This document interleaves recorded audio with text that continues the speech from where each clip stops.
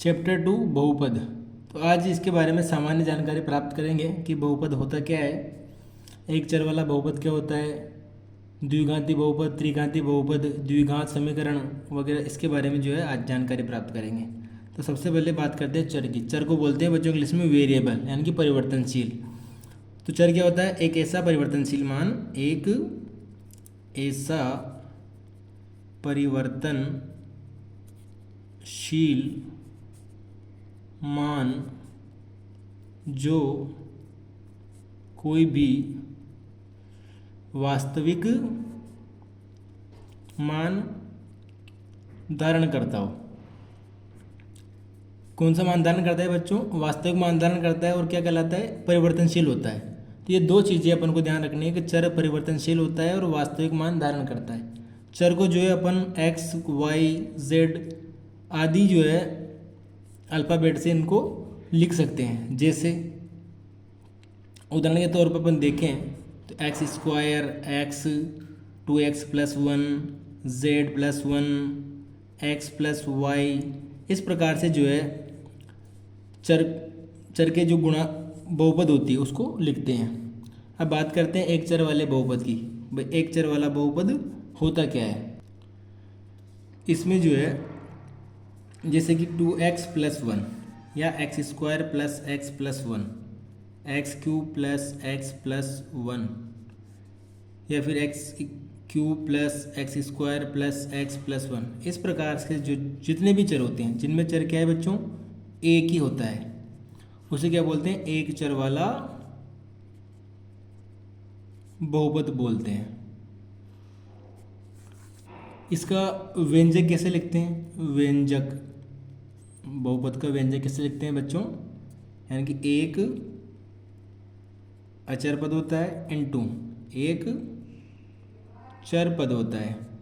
तो अचर जो जितनी भी संख्याएं होती है वो क्या कहलाती है? वास्तविक संख्याएं कहलाती है। तो इसको लिख सकते हैं, कोई वास्तविक संख्या ए है, एक चर मान लो x है, तो इसको क्या लिखेंगे? ax।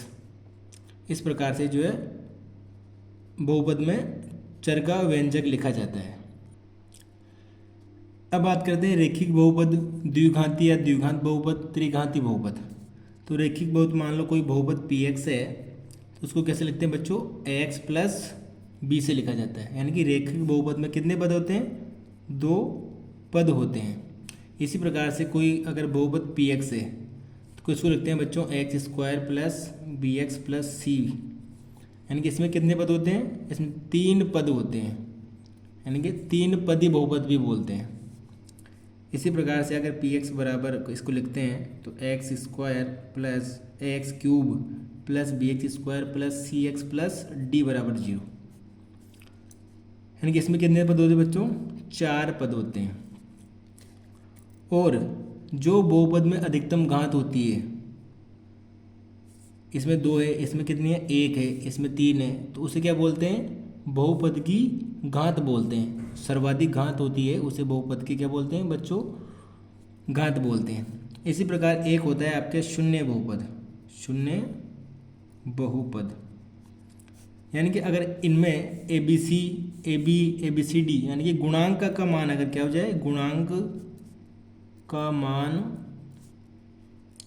शून्य हो जाए। अगर इसको मैं लिखना चाहूँ 0 × x + b, तो इसका मतलब क्या होगा बच्चों? b होगा। b क्या है? एक अचर पद है।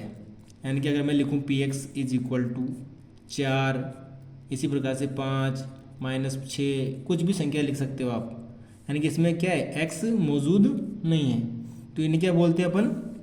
शून्य बहुपद बोलते हैं, जिनमें क्या हो बच्चों? कोई चर मौजूद नहीं हो। यानी कि चर तो मौजूद होगा लेकिन उनके गुणांक अगर शून्य हो गए तो चर का मान भी क्या हो जाएगा? 0 हो जाएगा। तो इस प्रकार से क्या बचेगा आपके पास? ओनली अचर पद बचेगा।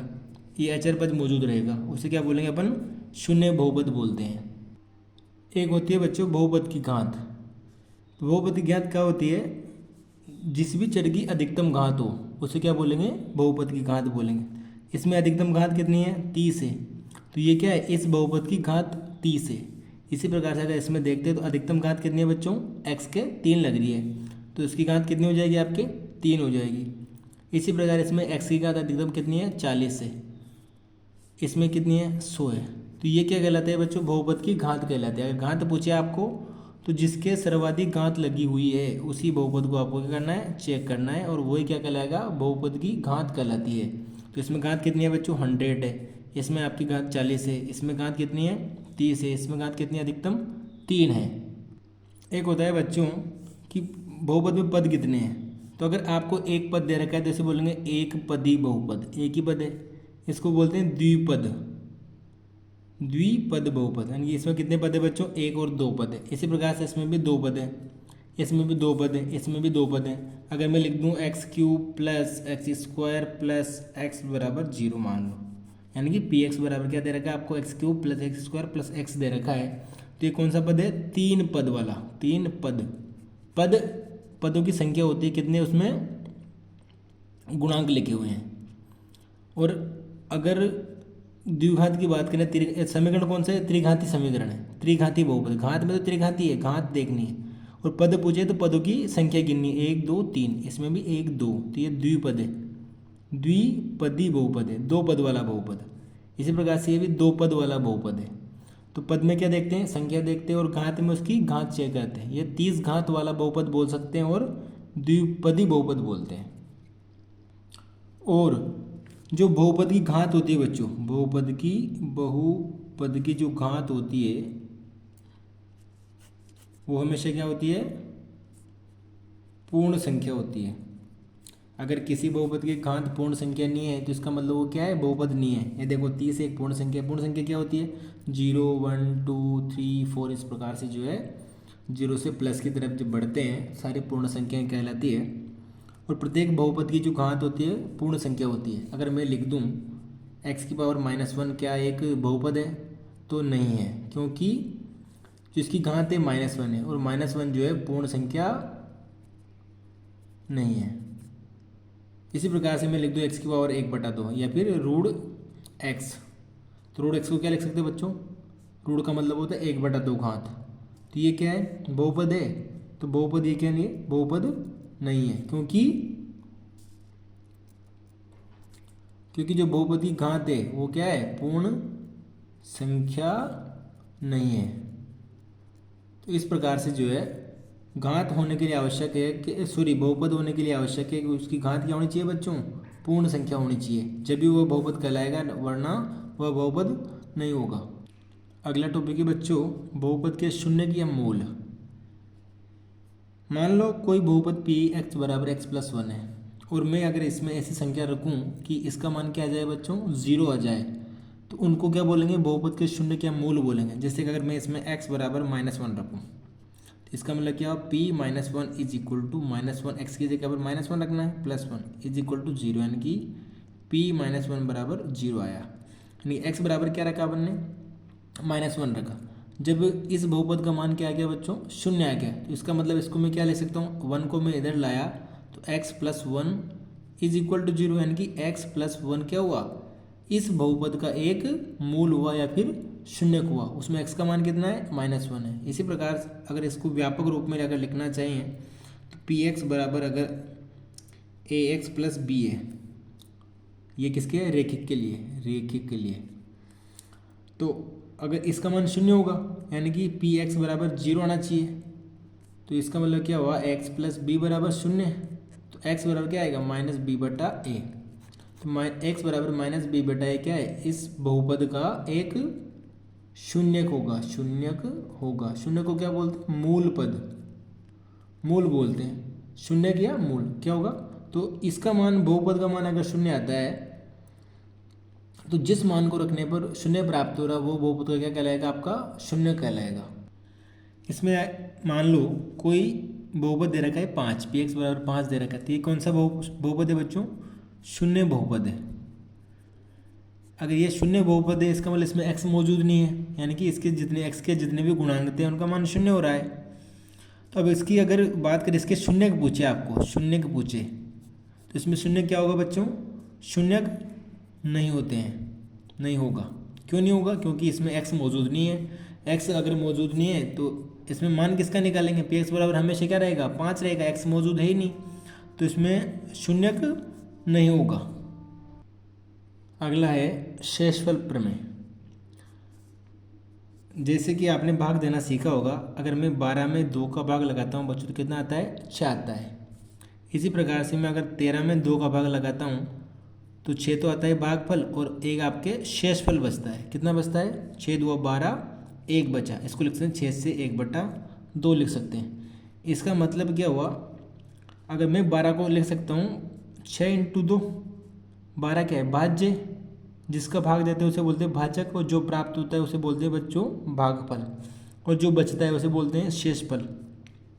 तो इसका मतलब 12 को मैं कैसे लिख सकता हूँ बच्चों, 6 × 2। यहाँ शेषफल कितना है, 0 है, तो शेषफल क्या हो जाएगा, 0 हो जाएगा। इसी प्रकार मैं अगर 13 को लिखना चाहूँ तो 6 × 2, 6 × 2 + 1, यानी कि जिसमें भाग देते हैं उसे क्या बोलते हैं बच्चों, भाज्य बोलते हैं। जिसका भाग देते हैं उसे बोलते हैं भाजक। जितना मान प्राप्त होता है, यानी 2 में अगर 2 का भाग मैंने 13 में लगाया तो 6 आया, तो 6 को बोलते हैं भागफल, और जो बचता है उसे बोलेंगे अपन प्लस शेषफल। तो आपका एक सूत्र बन जाता है, भाज्य बराबर भाजक गुणा भागफल प्लस शेषफल। ये आपकी क्या है, शेषफल प्रमेय है। तो सामान्य एक नॉर्मल उदाहरण के द्वारा आप इसे समझ सकते हो। इसमें जो है अपन को बहुपद में भाग देना सीखना है कि बहुपद का भाग लगाते कैसे है। कोई भी अगर सवाल है, जैसा कि आपके पास सवाल है कोई, x³ px बराबर x³ + 1 है, और इसको x + 1 से आपको क्या देना है, भाग देना है। तो इसी प्रकार जिस प्रकार से आप पहले बचपन में भाग लगाते आए हैं, ये आपका क्या हो जाएगा, भाज्य हो जाएगा, x³ + 1, ये आपका x + 1। तो इस प्रकार से जो आपको भाग लगाना है, तो इसके भाग देने की जितनी भी विधि है अपन जो है प्रश्नमाला 2.2 में देखेंगे। आपको एक सूत्र हमेशा याद रखना है कि भाज्य बराबर भाजक गुणा भागफल प्लस शेषफल होता है। इस सूत्र की प्रश्नमाला 2.2 में आपको जरूरत पड़ेगी। तो आज के लिए इतना ही, धन्यवाद।